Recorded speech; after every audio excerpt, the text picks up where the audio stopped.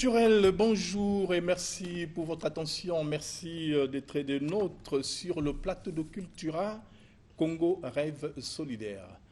Congo Rêve Solidaire, ce que dit la vision des poètes. Voilà une anthologie qui vient de paraître aux éditions, les éditions donc Plus, avec Bibliothèque de liaison des poètes sous la coordination de Jean-Blaise Bilombo Samba et de Hubert Laurent Malanda, deux grands poètes de notre pays qui ont pris cette initiative donc d'organiser ces textes. Et sur le plateau de Cultura, Jean-Blaise Bilombo Samba, qui est le coordonnateur de cette anthologie. Bonjour Jean-Blaise Bilombo Samba. Bonjour. Voilà. Et comme je viens de le dire, vous êtes le coordonnateur de l'anthologie Congo Rêve Solidaire, ce que dit la vision des poètes, paru aux éditions, les éditions Plus. Avec vous, nous en parlerons. Mais vous n'êtes pas seul, Jean-Blaise Bilombo Samba. Il faut dire que vous êtes accompagné de quelques auteurs, n'est-ce pas, qui ont participé à cette très belle anthologie. Et tout à côté de vous, Serge Eugène Ngoma Boubanga, bonjour. Bonjour. Voilà, très cher éminent poète, il faut le dire, poète devant l'éternel, Serge Eugène Ngoma Boubanga, vous avez été reçu sur le plateau de Cultura plus d'une fois pour nous partager, n'est-ce pas, votre somme poétique et pour nous dire, n'est-ce pas, ce que dit la vision du poète Serge Eugène Ngoma Boubanga. Merci donc pour l'invitation de Cultura à laquelle vous répondez. Et tout à ma gauche, je commence donc par également un autre poète, Jean-Pierre Eko Lekoba. Bonjour, cher poète. Bonjour. Voilà.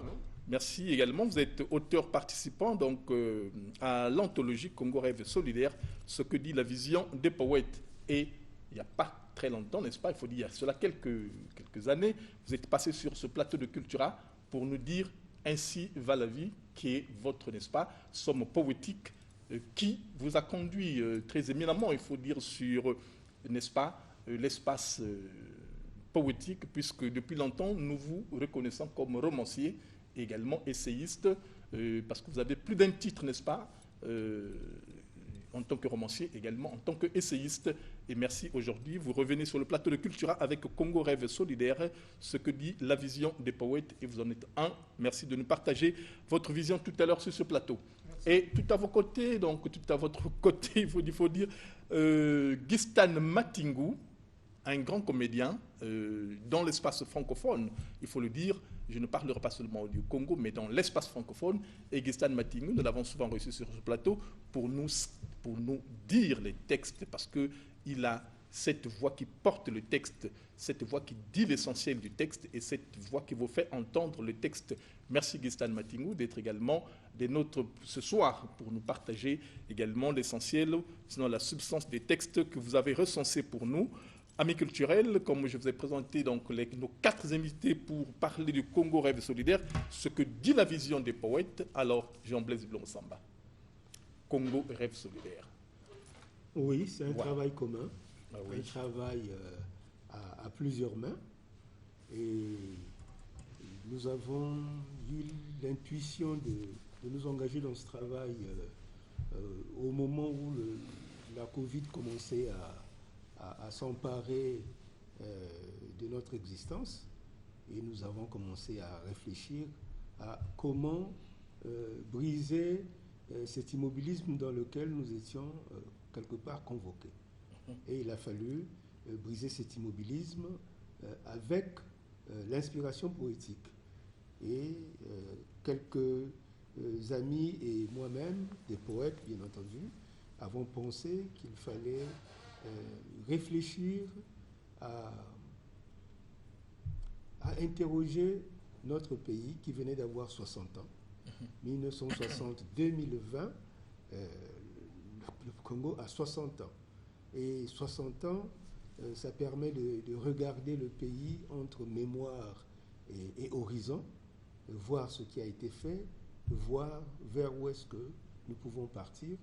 Et ce n'était pas le travail de 2, 3, 4 individus.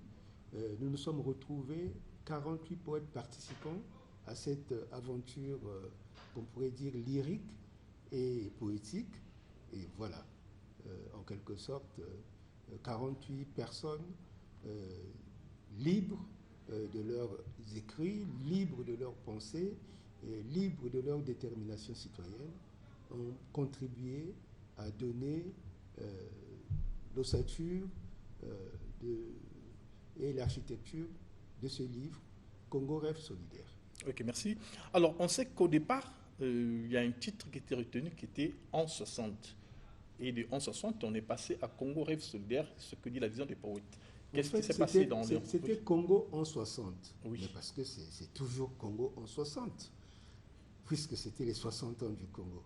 Sauf que les poètes aiment formuler les choses pas toujours de manière totalement, je ne dirais pas transparente, mais qu'elle soit beaucoup plus imagée, beaucoup plus allusive, beaucoup plus suggérée, et donc beaucoup plus poétique. Et d'où ce titre, qui n'est pas contradictoire, de Congo en 60. Voilà. L'aîné, le poète Jean-Pierre Ekelokoba a voulu réagir tout à l'heure. Non, non, pas Il du y a, tout. il y a non, une espèce de fièvre que je sens déjà en effervescence. Non, absolument non. Je confirme simplement que c'est une aventure extraordinaire, l'aventure de Congo Rêve solidaire. Que 48 Congolais, il aurait pu en avoir plus d'ailleurs, donc qui étaient demandeurs, malheureusement, il fallait limiter le livre, sinon on ne s'en sortirait pas. Que 48 Congolais chantent leur identité plurielle, mais en même temps clament leur désir d'unité, c'est absolument extraordinaire. Et c'est pourquoi il faut le lire de manière transversale, ce livre. Il peut apparaître quelque part des conflits entre les différents auteurs, mais c'est justement de cela qu'il s'agit. Comment chacun de nous perçoit le Congo aujourd'hui, comment chacun de nous a rêvé le Congo et dit ce qu'il souhaiterait que le Congo devienne. C'est absolument incroyable comme aventure, et c'est une aventure qui devrait suggérer déjà ce sont des passerelles entre les différentes identités plurielles qui sont là-dedans, mais c'est une aventure qui devrait interpeller nombreux des Congolais qui sont en responsabilité aujourd'hui. Voilà. Merci. Et nous savons qu'il y a un texte d'ouverture de ce texte, à côté bien sûr il faut mentionner la préface de Boniface Mongomosa et la postface qui est portée par Jean-Blaise Bilombo Samba. Et à côté de cela, nous avons un texte d'ouverture qui est l'hymne donc de 60 ans. Et nous allons donc inviter Gistan Matingou de nous donner lecture d'un extrait de cet hymne. Nous sommes le Congo et nous sommes la terre, terre au diapason et Congo à l'unisson. Nos forêts de Koumé et biodiversité livrent au toit du monde un visage d'oxygène, immense richesse d'une jeunesse plurielle dont la vision éclaire les yeux du futur. Nous sommes le Congo et nous sommes la terre, terre au diapason et Congo à l'unisson. Congo, ô pays héritier de 12 arcs-en-ciel, pays argileux, debout entre pouce et index, pays au dessin de jeunesse solaire, éclairant les pas des peuples dans les temps neufs. Merci beaucoup pour cette très belle élocution, il faut le dire, donc cette déclamation, Gistan Matingou. Et il faut mentionner qu'il y a cela quelques jours, le 12 mai, bien naturellement, c'était la présentation de cette anthologie. Et le poète Serge Eugène Ngoma Banga est intervenu pour dire un mot essentiel, n'est-ce pas, sur cet ouvrage. Et je sais, ma mémoire me le rappelle, qu'il y a un mot très aimable qui a été dit à l'endroit de ce texte. Et j'aimerais bien que là également, vous nous partagez cette vision que vous avez partagée dans la grande salle du Palais des Congrès lors de la présentation de cet ouvrage. Partons naturellement de l'extrait qui vient d'être lu et substantiellement sur l'anthologie Congo Rêve solidaire. Merci Sob Gérard. Et donc, à la suite des deux aînés, je dirais que ce fut un réel bonheur que de participer donc à cette expérience politique qui a d'abord été pour moi vécue comme un appel patriotique dans la mesure où la vision du soixantenaire, la vision que nous espérons, la vision que nous attendons de ce pays, il fallait que nous puissions donc la partager ensemble et chacun avec ses mots, chacun avec son inspiration, donner du plus profond de lui sa sensibilité. En tout cas, pour ce qui me concerne personnellement, je pense que des thématiques importantes doivent être aujourd'hui abordées, qui puissent faire que non seulement le tissu social soit consolidé, renforcé en termes de paix, on le dit souvent, en termes d'unité, on ne le rappellera jamais assez, mais également en termes de défis sociétals. Nous avons des enjeux importants à l'heure actuelle. Je pense à tout ce qui touche à l'écologie, mais je pense également à la citoyenneté, au patriotisme ou encore au civisme ordinaire. Nous avons une jeunesse plurielle, une jeunesse qui vient de différents horizons, une jeunesse qu'il faut remobiliser autour de certaines valeurs fondamentales, des valeurs primaires. Et c'est cette vision-là, cette ambition que les poètes, les 48 poètes qui se sont rassemblés, ont essayé de chanter. Donc il faudrait que la voix du Congo se fasse entendre différemment, et c'est un peu la contribution que nous avons voulu apporter, pour notre part et très modestement. Voilà. Okay. Et comment a été accueilli le Jean-Blaise Bilombo-Samba, pour également nous dire un mot, comment a été accueilli donc, la réception des 48 participants, mais plus de 48 textes, puisque quand on parcourt l'ouvrage, on réalise qu'il y a des poètes qui sont intervenus jusqu'à 3, 4, 5 textes. Et à ce moment-là, quelle a été la réception, quel a été l'accueil, quel a été finalement, on aimerait bien savoir comment s'organise un tel travail, n'est-ce pas, d'anthologie, où on a cette écriture à plusieurs mains. Ah, mais c'est une écriture à plusieurs mains, et donc c'est une écriture aussi, j'allais dire, à plusieurs oreilles. C'est-à-dire que du moment que ce travail existe aujourd'hui, naturellement, il commence à être diffusé, il commence à circuler. Il est présent déjà en librairie, à la FNAC, comme à la librairie Les Manguiers, près les Dépêches de Brazzaville. Et il est en train d'aller sur Point Noir, où les amis vont aller le placer dans les librairies de la ville, de la capitale économique.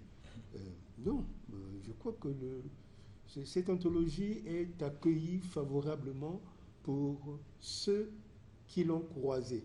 Ceux et celles qui l'ont déjà croisée, il y a beaucoup d'enthousiasme, parce que n'oubliez pas qu'il n'y a pas que les poètes dans cette anthologie.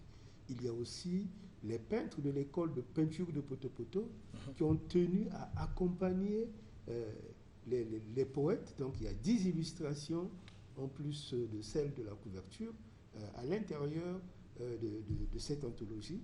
Et ces illustrations-là séquencent les différentes parties de cet ouvrage, hein, qui me paraît fondamental, primordial, nécessaire à la, comment dire, à la diversité, à la pluralité des inspirations des poètes de ce pays. Et parce que ceux qui ont écrit ne sont pas que les résidents de Brazzaville et de Point-Noir. Il y en a qui sont au Canada, il y en a qui sont en France, il y en a qui sont partout ailleurs. Et donc, non, je crois que l'accueil est enthousiaste. En tout cas, c'est ce qu'il nous a semblé percevoir de manière très nette le jeudi 12 mai dernier, dans la salle des conférences internationales du Palais des Congrès, où nous avons accueilli près de 700 personnes pour venir écouter Stan et son équipe lire les textes, pour venir vivre l'animation criotique de Bertin Nzangue, qui lui-même est poète à l'intérieur de cette anthologie, pour venir partager les communications faites à partir de cet ouvrage, les communications primaires, j'allais dire, les toutes premières, hein, celles de M. Auguste Merbeto, celles de notre consoeur ou condisciple poète Alima Madina, celle de M. Dieudonné Mukwamou, qui est maître assistant à la fac de lettres. Et c'était bien, et nous n'avons pas vu le temps passer. Hein. Et c'est aussi le lieu de remercier le ministère de la Culture et des Arts, qui a mis cet événement sous son patronage. Hein, même si le ministre a été in fine empêché, il a été très correctement représenté par son directeur de cabinet, qui a eu un mot très, très bienveillant à l'endroit des poètes que nous sommes. Et ceux des personnages politiques que j'ai pu croiser dans la salle, que ce soit le ministre Mvo, le ministre Lefoba, monsieur Guy-Romain Kimfoussia, mais ils ont tous pris le livre, ils étaient heureux, ils se disent, bon, le pays ensemble, hein, parce que c'est de ça qu'il s'agit. Nous voulons chevaucher l'avenir ensemble pour que ce pays aille plus loin, aille plus fort, aille de mieux en mieux. Hein, voilà. Voilà. Merci Jean-Blaise Blanc-Samba. Vous venez de mentionner naturellement la présence des peintres de l'école de Petit de Poto dans cette anthologie. Et on voit la couverture qui est très joliment habillée par cette étoile de Jacques Iloki. Que j'aimerais bien inviter la sensibilité de Jean-Pierre Ekole-Koba. Quelle lecture vous donnez à cette image de couverture? Parlons naturellement du Congo rêve solidaire, déjà. Je réponds simplement pour dire que c'est le rêve. Vous voyez cette foule de gens rassemblés, les mains levées vers le ciel, et là-haut, toutes ces étoiles qui brillent, mais qui appellent au rêve solidaire, d'une même ambition, l'ambition de construire un même lieu de vie et de partager les mêmes espérances, les mêmes souffrances, mais de se projeter heureusement vers l'avenir. Hein, je crois que c'est ma lecture de ce tableau. Et dès qu'on a vu cette page de couverture, on est totalement impressionné par la capacité de Iloki à interpréter, sans avoir lu les textes, ce que voulaient en réalité les initiateurs de cet ouvrage. Et il faut le féliciter absolument et dire, comme l'a dit Jean-Blaise tout à l'heure, que c'est une aventure qui devrait rassembler le maximum de gens et rassembler les Congolais autour du rêve commun. Quand on parle de rêve solidaire, c'est déjà un rêve commun. Et vous imaginez des 48 personnes qui rêvent de la même chose, mais les 48 personnes représentatives de l'ensemble des Congolais, j'ai envie de dire. Donc, comme pour dire, tous les Congolais dans ce pays rêvent de la même chose, ce que a dit Interron tout à l'heure, c'est vivre en paix, vivre dans l'unité, construire leur pays, et pour les vivants, léguer aux générations qui arrivent un pays sur la route de la modernité. Voilà. Alors Serge Eugène Ngoma Boubanga, comment vous avez accueilli l'appel, n'est-ce pas, la candidature qui était lancée, et quel a été en fait l'élément déclencheur pour vous pour dire oui, je participe à cette anthologie, oui, je veux bien concourir à cette unité sollicitée ici dans la note conceptuelle, et voilà, vous êtes parti. Assurément, il y a quelque chose quand même qui vous emballait, assurément, il y a quelque chose qui vous a dit, voilà, qui vous a parlé pour dire les choses. C'est d'abord un privilège. Un privilège de pouvoir être passeur d'un message. Mais c'est également un devoir de responsabilité sociale, un devoir de citoyenneté. C'est un engagement, en somme. Oui. Un engagement dans la mesure où la parole poétique que nous portons, que j'ai essayé de porter en contribution avec les autres amis poètes, est une parole d'espérance. C'est un chant poétique général que l'on essaie à côté de... c'est le professeur Omer Massoumou qui nous l'a rappelé dans sa conférence inaugurale, à côté de l'hymne national, ou des deux hymnes que nous avons eus depuis 60 années déjà, être porteur d'un message d'unité, de paix, de patriotisme, mais surtout un message d'espérance pour la jeunesse qui nous regarde, la jeunesse qui nous suit. Et en ce sens-là, je m'estime fier d'avoir été invité par le grand frère à participer à cette aventure. Voilà. Merci. Nous allons repartir avec Gistan Matingou pour nous donner lecture d'un autre extrait. Et alors, Gistan va nous dire de quel extrait il est question déjà. C'est l'extrait de Jean-Pierre Lecoba. Voilà, allons-y. Vers de plus vastes horizons, nous cheminons, nous marchons. Marchons dans les jours, marchons dans les nuits, marche dans la ressemblance, l'humanité en nous. D'une année à l'autre, la vie s'illumine de promesses. Suffit d'écouter le vent, rassembler les différences dans les quêtes et conquêtes des ombres et lumières. Surgit de la nuit, Lecoba, mon père, si réel, obvi, pas du tout surpris, j'entends le chant du vivant. Père me dit, marche vers des sommets, vers la vie.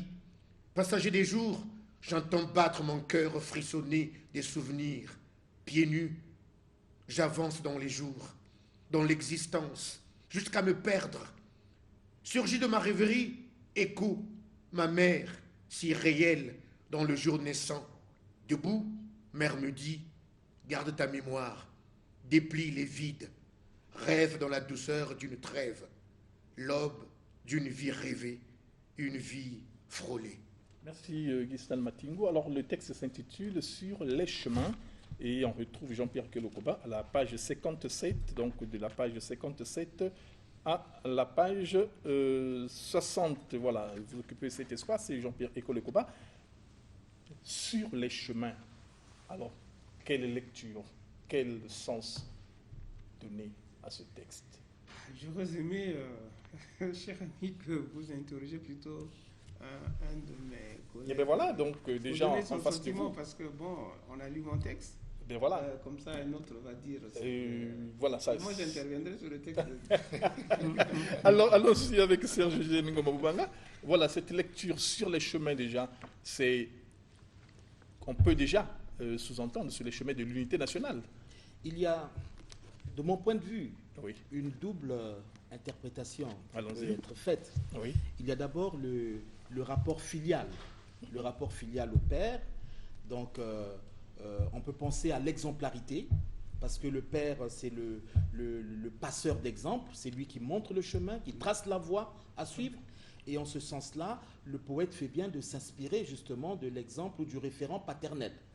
Mais au-delà donc du référent familial et paternel, il y a la fonction tutélaire de la nation, de l'être Congo, qui peut être transfiguré en être paternel. Donc les pas que suit le poète Lecoba peuvent être ceux que nous suivons derrière notre pays, en marchant derrière notre hymne national, en marchant derrière l'unité, la paix, la solidarité.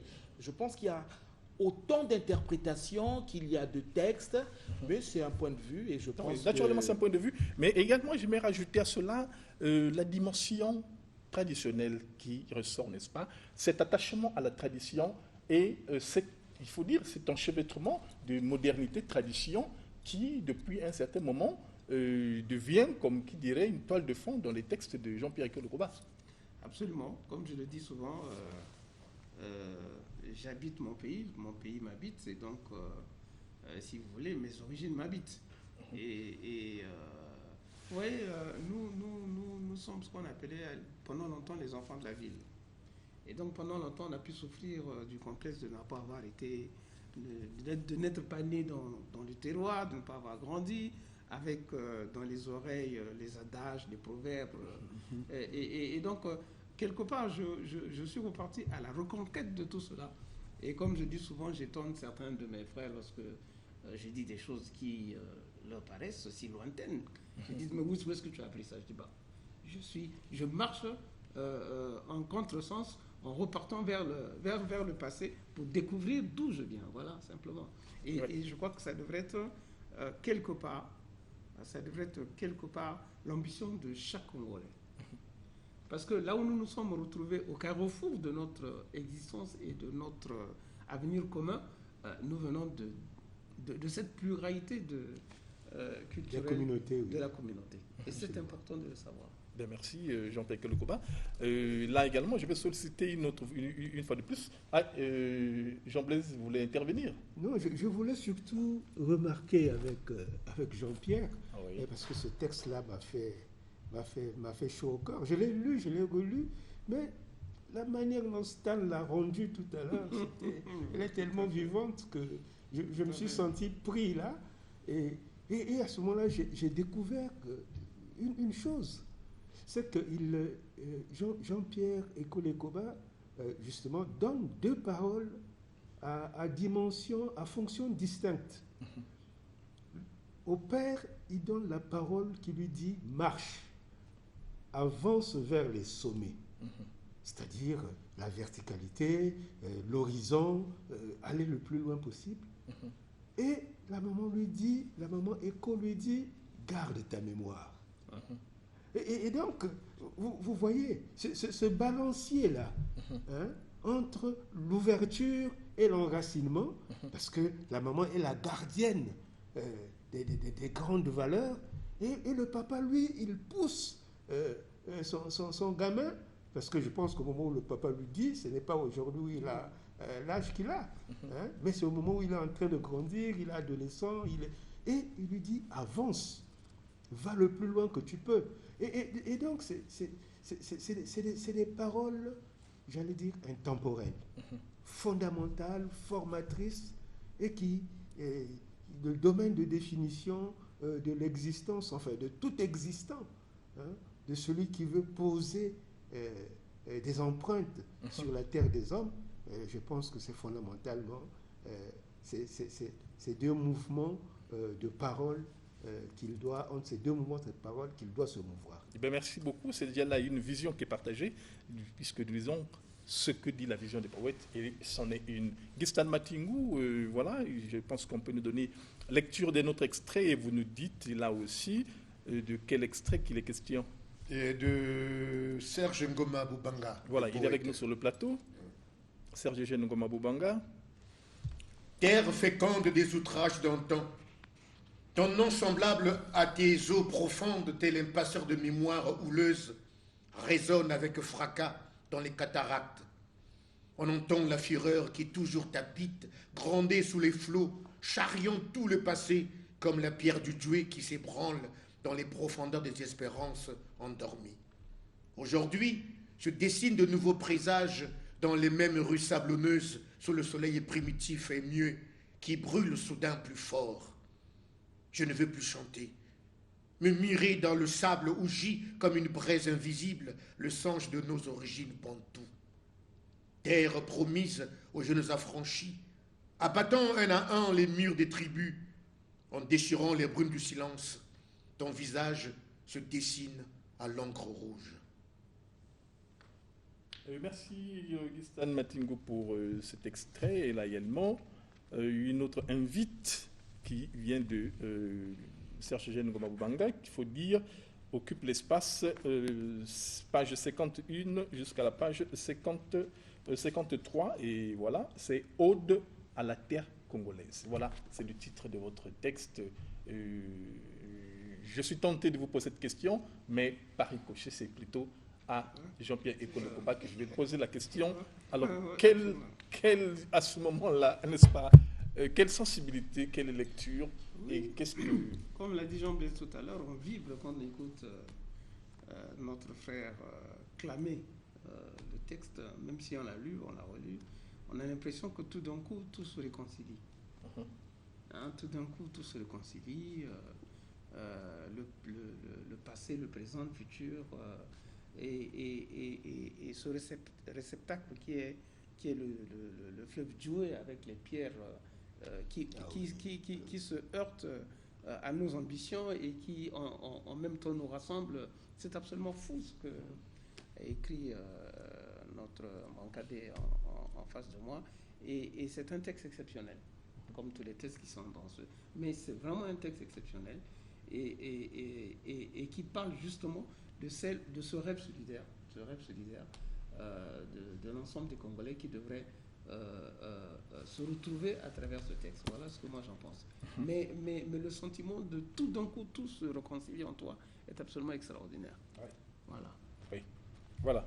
Serge Ngomobanga, donc j'ai dit que c'était donc l'espace de page 51 à la page 53 et à la terre congolaise, également la présence du fleuve, comme dit l'autre. Je pourrais ajouter juste que oui, son texte oui. est comme une corde tendue entre les destins. Hein. Je ne sais pas si je peux le dire comme ça.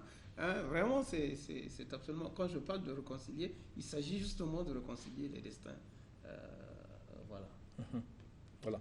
Je ne veux plus chanter. Cette manière qu'il a de refuser que la tribu fasse frontière. Absolument. Parce que justement, ce que les poètes cherchent, c'est qu'au-delà de la tribu, que le citoyen soit celui qui partage le rêve de l'autre citoyen et qu'on construise des passerelles pour que le pays soit une grande circulation de valeurs. Et justement, je prends la strophe de chute de Guestan tout à l'heure, où il dit « Terre promise aux jeunes affranchis, abattant un à un les murs des tribus, en déchirant les brumes du silence, ton visage se dessine à l'encre rouge. » Et là, il y a une espèce également d'invite qui se fait, n'est-ce pas, aux nouvelles générations. Il y a comme le passage de témoins qu'il y a, et cette passation, je vais dire, de témoins qu'il y a aux générations futures, tout en gardant ces regards, n'est-ce pas, toujours présents, toujours constants des anciennes générations, en fait. Absolument, et ceci d'autant plus que pour les générations pour les gens de notre génération, un grand effort avait été fait pour que, j'ai envie de dire quelque part, on oublie les origines pour construire autre chose. Le sentiment aujourd'hui, c'est que nombre de nos jeunes gens sont renvoyés vers les origines, se sentent perdus même d'ailleurs, se sentent perdus parce qu'ils ne se retrouvent pas. Hein, ne se retrouvent pas. Et cet appel, il faut absolument briser cela pour que chacun ne s'envisage plus comme étant originaire des lieux de naissance de leurs parents, mais originaire d'une république réconciliée, rassemblée, mais résolument portée vers l'avenir, vers une intégration au niveau de ce qu'on appelle aujourd'hui le village planétaire. Merci beaucoup Jean-Pierre Ekolekoba. Jean-Pierre Bilomon Samba, j'ai envie de dire ceci tout de suite, que les anthologies, nous l'avons connues, n'est-ce pas? Partons de l'anthologie de Jean-Baptiste Attiloutard, parue en 1976, qui nous présente finalement la génération des poètes à ce moment, et partant également d'autres anthologies, comme celle des nouvelles générations des poètes congolais, de Léopold Mbini Bamusono, comme cette somme poétique de Marie-Laure Titibinda, n'est-ce pas? La tourterelle qui chante... Non, c'était plutôt Moi Congo, voilà. ou les rêveurs de la souveraineté. Bon, alors, merci pour ce rappel.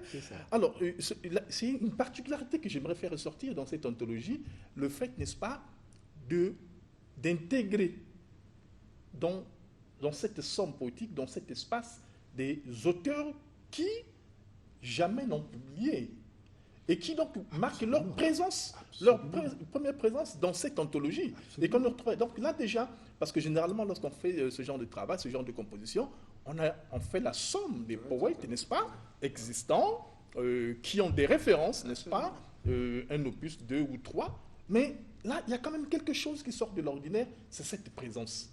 Comment l'expliquez-vous Non, il fallait faire... il fallait monter quelque chose de transgénérationnel. Absolument. Mais c'est fondamentalement. Voyez-vous, le doyen d'âge de cette anthologie, c'est quand même le professeur Théophile Openga, qui porte fier ses 86 ans cette année. Hein?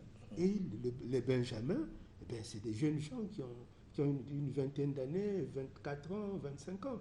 Et donc, vous voyez toute cette distance-là, 60 ans. C'est vraiment important. Et donc, oui, il fallait tendre la main à ceux des jeunes qui avaient des choses à dire, qui ont écrit dans la solitude de leur chambre, etc., mais qui ne savent pas comment publier. Absolument. Hein? Et là, ça leur... Ils sont nombreux comme ça. Absolument. Hein? Je t'en prie, Jean-Pierre, c'est ça. Merci Jean-Blaise Bilombo-Samba. Nous repartons une fois de plus, nous sollicitons une fois de plus le concours de Gustan Matingou pour nous donner lecture de notre extrait. Et alors, Jean Gustan? C'est texte du vieux Théophile Obenga. Allons-y.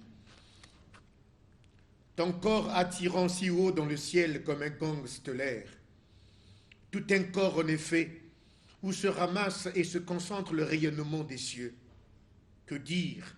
Seuls tes bras placides m'apportent l'espoir le plus nourricier, plus que le bulot de la likwala aux herbes, plus que les perches de moussaka aux flots vifs, plus que les fricandeaux de l'île Mamou au rognier et Itou, plus que les bouquets du fleuve Niari. Voici que d'un pas crépusculaire, je m'avance vers toi, fleuve éminent, toi qui laves les boues humaines et nourrit l'esprit. Merci Gustan Matingou. Nous retrouvons Théophile Obenga de la page 273 à la page 281. Alors voilà, tout à l'heure Jean-Blaise Bilombo-Samba mentionnait, n'est-ce pas, le doyen d'âge de cette composition, de cette somme poétique. Et là déjà, je sens la fièvre, n'est-ce pas, de mon cher ami, Oui, Serge Jeune. Oui. Sauf Gérard, c'est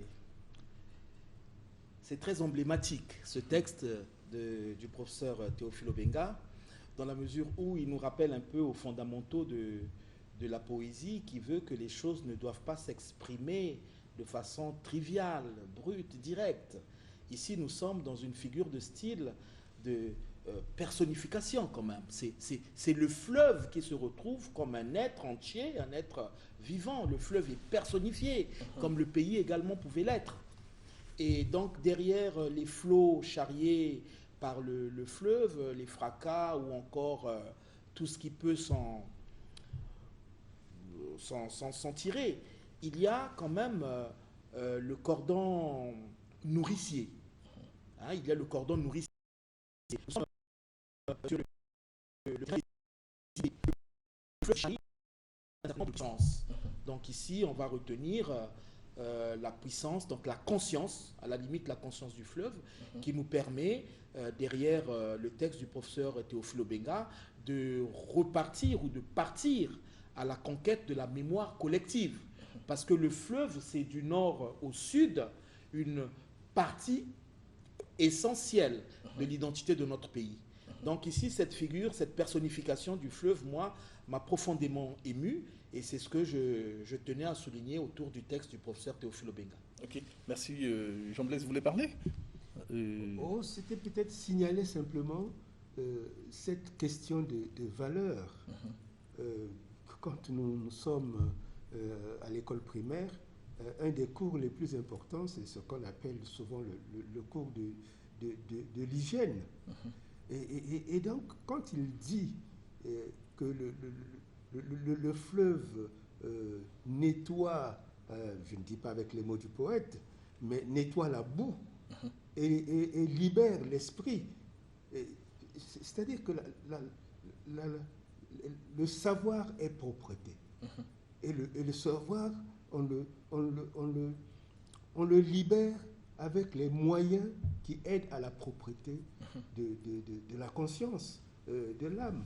Donc des valeurs qui vont nous constituer et qui vont permettre à l'esprit critique, à l'esprit de manière générale, de pouvoir se déployer. Voilà.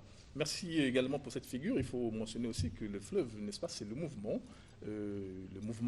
en permanence, et qui dit mouvement légalement, dit c'est finalement cette vie de génération en génération, n'est-ce pas, des générations qui se renouvellent. Ça passe aussi par là, comme qui disait, n'est-ce pas, ce grand poète, qu'on ne se lave jamais deux fois dans le même fleuve. Donc on sait que déjà la vérité d'hier, n'est-ce pas, et c'est bien cette allusion de faire penser que toutes les rivières citées dans le poème se jettent dans le fleuve. Ce qui n'est pas vrai, nous le savons. Mais comme pour dire, en réalité, toutes ces rivières sont une identité qui toutes se retrouvent dans ce fleuve qui se transforme, qui transforme l'esprit et l'esprit qui devient encore céleste. Ah, ça, c'est vraiment absolument incroyable, ça. C'est vibrant comme texte. Voilà. Là, déjà, nous tendons vers la chute de notre entretien et l'on sait également que dans cette anthologie, il n'y a pas que la présence masculine, il y a aussi la présence féminine. Une grande présence féminine, Absolument. il faut le dire. On ne saurait les citer, ben, on sait qu'il y a plus d'une femme dans cette anthologie et ce qui répond là également à la question de la parité. Certainement, vous avez vu les choses de cette façon, Jean Blaise. Nous aurions souhaité qu'il y ait la parité, mais elle est difficile. Elle est souhaitée, elle est voulue, elle est recherchée, mais elle est Difficile à obtenir, mais nous parce répondons que, simplement. les poètes ne naissent pas. Voilà. De façon spontanée. Donc, Voilà, ce nous n'est parlons pas de la simplement génération de spontanée. l'exigence du genre. Ouais. Vous avez là répondu à l'exigence du genre. Nous avons, n'est-ce pas, les femmes qui sont également présentes. Et donc, Augustin, vous allez nous donner lecture du dernier texte avant de clore cet entretien autour du Congo Rêve solidaire. Ce que dit la vision des poètes, une anthologie parue aux éditions, les éditions Plus. C'est l'initiative de la bibliothèque, bibliothèque de liaison des poètes sous la coordination de Jean Blaise Bilombo-Samba, ici présent sur ce plateau. Non, Et c'est de la bibliothèque de liaison des poètes, il faut clarifier, c'est le collectif sous lequel nous travaillons ensemble. Oui. Imaginez une bibliothèque où nous nous retrouvons physiquement et où il y a des ordinateurs, des tables de travail, une table de conférence. Mais c'est ça la bibliothèque de liaison des poètes. Bien Ça sûr, dit que c'est- il y a quelqu'un qui gère cette bibliothèque pendant tout le monde. Il s'appelle Jean Blaise. Je suis désolé, il faut l'accepter. Merci beaucoup pour cette lumière que vous apportez là, Jean-Pierre Ekolokoba. Alors, Gustan, donnez-nous lecture d'un dernier extrait et on saura lire exhaustivement les textes de cette anthologie. Nous avons 48 participants et certainement que là, ce n'est que... n'est-ce pas? Oui, c'est un extrait. C'est un extrait. Voilà. Oui. Merci, oui. Bah, mais là, quand on parlait des femmes, là, donc il y a la poétesse Nicole Mikolo. Nicole Mbala Mikolo. Faites, Seigneur, qu'un jour enfin, dans ce pays, l'amour parmi nous s'ouvre simplement comme une femme avec douceur s'ouvre à son homme. Faites, Seigneur, qu'un jour enfin, dans ce pays, l'amour parmi nous s'ouvre simplement comme pour protéger son enfant les bras d'une mère. Faites, Seigneur, qu'un jour enfin, dans ce pays, l'amour parmi nous s'ouvre simplement comme des bouches d'hommes qui se parlent fraternel. Faites, Seigneur, jusqu'à ce que l'amour rallume son phare jusqu'au partage du pain. Merci, Gustan Merci, Matingu. Gustan. Voilà, c'est le dernier extrait que vous venez, n'est-ce pas, de nous lire. Il faut signaler la présence de Nicole Mbala Mikolo de la page 171 à la page 176. Alors, j'aurais bien voulu beaucoup de commentaires certainement sur ce texte. Je vais en prendre juste un. Regardez temps, oui. Bien voilà, et Jean-Pierre Ekolokoba, la balle est dans votre camp. Quelle sensibilité partagée déjà autour de ce texte? Les jambes qui s'ouvrent. Les jambes qui s'ouvrent sont un symbole, c'est le symbole de la vie. Hein, nous existons parce que nous sommes sortis des jambes qui se sont ouvertes pour nous donner la vie. Et ça, c'est absolument génial. Et la vie en elle-même est amour. Donc en fait, tout ce texte appelle à l'amour entre les hommes, à la fraternité. Et c'est, comme vous l'avez dit, c'est une femme qui parle. Qui mieux qu'une femme sait porter l'amour? On est tous d'accord que... Et c'est porter la vie. Elle porte la vie, donc elle porte l'amour. Elle donne la vie, elle donne l'amour. Et ce texte, c'est bien qu'on l'ait lu à la fin, justement pour que tous on sache que le rêve solidaire, mais en réalité, c'est ce que dit ce texte. Merci beaucoup Jean-Pierre Ekolokoba, et par ces mots, nous mettons un terme à notre entretien qui s'est articulé, n'est-ce pas, autour du Congo Rêve solidaire, ce que dit la vision des poètes. Nous avons dit que c'est une anthologie parue aux éditions Plus. Merci Jean Blaise Bilombo-Samba pour avoir conduit finalement ce comité, il faut dire, des poètes, pour ne pas dire cet échantillon des poètes participants à cette anthologie comme Rêve solidaire. Et je mentionne donc là la présence de Serge Eugène Ngoma Rubanga, grand poète devant l'éternel, Jean-Pierre Ekolo-Koba, qui déjà s'est beaucoup imposé, n'est-ce pas, comme poète, par son biais poétique également, par les thèmes qui lui sont récurrents et constants, donc pour marquer cette constance. Gistan Matingu, qui substantiellement nous a donné lecture de ces extraits, quelques extraits qui composent cette anthologie. C'est avec beaucoup de plaisir que je vous ai reçu sur ce plateau. Merci infiniment, rassurez-vous. Et chers amis culturels, en tout cas, ça a été un plaisir d'être avec vous aujourd'hui. Nous prenons date pour samedi prochain. À très bientôt, samedi 14h. Merci beaucoup et passez une très belle journée dans vos foyers respectifs. À très bientôt. Merci. Merci. C'était